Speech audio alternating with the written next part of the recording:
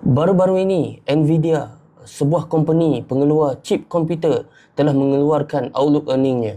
Dalam earning yang dikeluarkan, Nvidia mencatatkan pendapatan rekod suku tahunan sebanyak 61.8 bilion, melebihi jangkaan pasaran.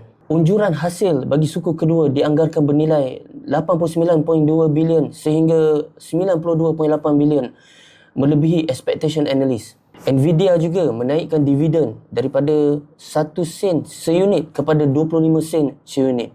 Kalau kita tengok 3 tahun terakhir ni, Nvidia telah mencatatkan perkembangan sebanyak 1000%. Tetapi selepas pengumuman tersebut, saham Nvidia turun lebih rendah berbanding daripada sebelum earning release, iaitu kejatuhan lebih kurang 1 ke 1/3%. Tak naik. Kenapa? Kalau kita lihat, ini adalah perkara biasa dalam Wall Street.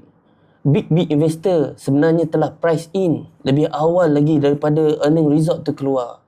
Dan bagi saham macam Nvidia yang kita boleh anggap sebagai raja AI dunia, valuation saham dia sudah sangat mahal. Bila valuation terlalu tinggi, maka expectation big investor juga expect more dan expect high. Jadi walaupun result earning yang keluar tu bagus, tapi big investor ni diorang mengharapkan result yang keluar tu luar biasa gila, maksudnya lebih gempak. Apabila itu tidak berlaku, maka market akan jadi sangat sensitif. Big investor akan terus mula untuk ambil untung, dan saham-saham ini pula akan dibeli oleh retail trader yang FOMO dengan news. Concern yang bermain dalam fikiran investor ni adalah tentang masa depan Nvidia tu sendiri.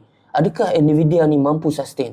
Setakat tahun ini, lebih 700 bilion telah dibelanjakan untuk pembangunan AI oleh hyperscaler, iaitu klien-klien Nvidia itu sendiri, seperti Microsoft, Amazon, Alphabet, Google dan juga Meta. Dan sebahagian besarnya revenue Nvidia ini adalah datangnya daripada company-company besar ini. Dan concernnya adalah bagaimana jika company-company ini mula untuk kurangkan spending AI mereka. Pasti Nvidia akan terkesan.